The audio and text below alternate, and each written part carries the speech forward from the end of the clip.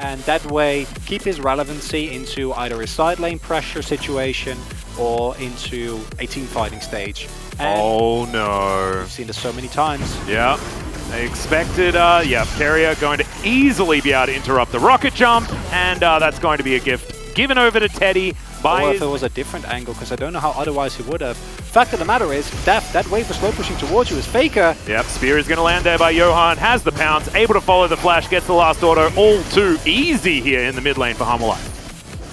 Absolutely. So we are going to have a look at this once again. Let's spot the setup, like you were talking about. So it's a fake back, and then he stays perfect. Oh, so my sneaky. God.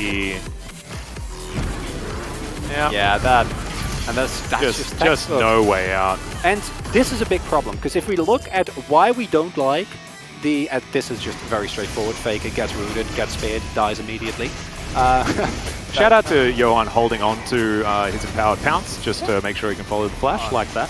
I do love Keria's play. Like, it's not necessarily just being mechanically better, right? It's just being smarter as well. As we've got a sleep coming on down, but in goes the train as well.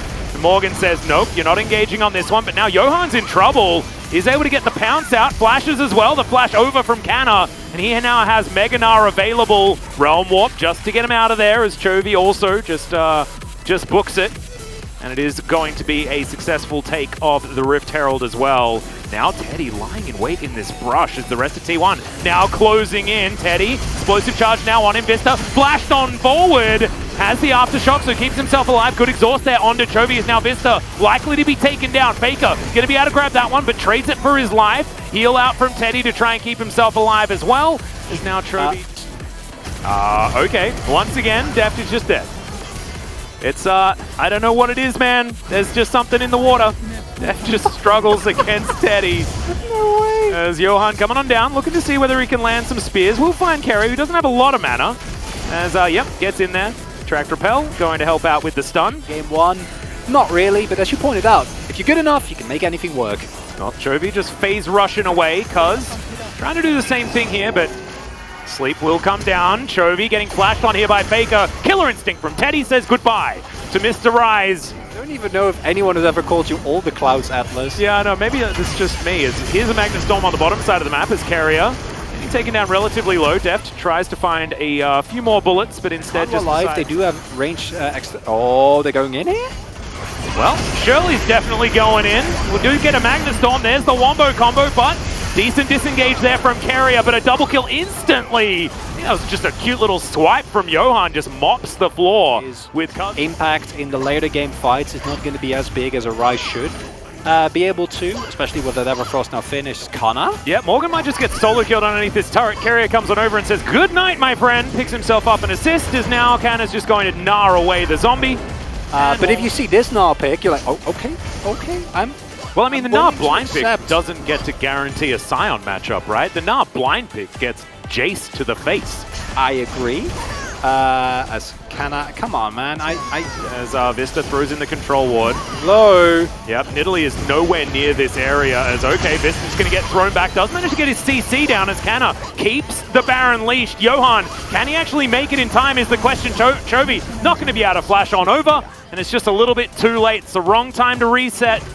As Canna has now looked for Chovy. Killer Instinct gets Teddy over there. Free reign of the map here. Oh yeah, this is looking more and more difficult for HLE. As this goes on, T1 continuing to extend their lead. And now the Baron power play, you'll have a look at that number after this replay. But let's have a look at how they play this one out. As Canna just walks on in and look, he just stays on the Baron this whole time, while the rest of T1 deal with HLE Esports. And it's a mixed comm here, I'd imagine, by HLE Esports, where Vista clearly wants to go in, not wanting to give over that objective. As, oh god, Canna, come on, man. Maybe now we understand why the Gnar gets banned so often against this guy. Mid lane clearing duty while the rest of T1 move on over. I believe they've started off this Baron. We can see that.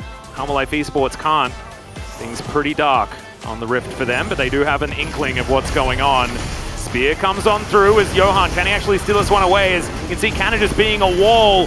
But Johan's gonna have to go golden. Can he get out of the stasis? The answer is no, as Morgan gets on in towards the front line, looks to knock up Teddy, and does so. Spear is going to connect onto Keria as Teddy jumps in towards the back line, but look at that, the damage has been eliminated. The wallets are so damn heavy on the side of T1. Faker's going to pick up a double kill. Johan was trying to slink away, and Teddy says no. That's the ace, and that will be the very swift, very clean 2-0 for T1. Unbelievable, Atlas. I'm just sitting here baffled watching it happen. This is a victory lap for T1. Going into playoffs, this is the form that you want. You want to be looking this strong, you want to be looking this dominant. And honestly, I'd be afraid if I was any team going into the playoffs against this T1 roster. I think that Hanwha Life can do a lot better, but it's T1 that just plays this one out clean from start to finish. The fights are gorgeous, and there is just nothing to be done here. Yep. It's Faker that's going to grab the kill onto Deft there, Chovy. Nothing that anyone's going to be able to do because the Nexus is dead.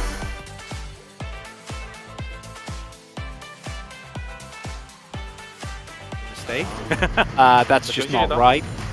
In this scenario, no, I think there's a lot of people, you know, that are deserving. I think Teddy also had an amazing series, but bit of a role player, but that's exactly what you want, right, in a comp like this. What I'm really happy about, which I didn't get a chance because it was actually a pretty high octane game throughout honestly both series, is how disciplined T1s have been with Barons, where you see they don't go for the flip. The moment the enemy jungler gets near, they just leave the Baron at like 2-3k. This last game as well, which it seems super obvious, but we've seen many examples of teams not doing that.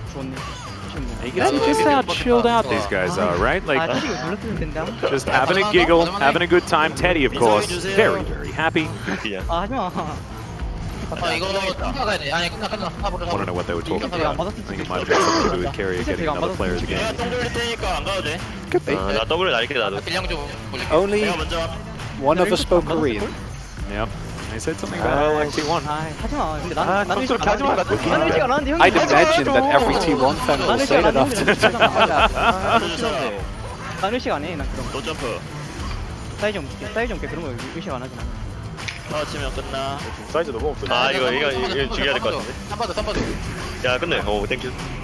Oh man. Well, it was a very fast series.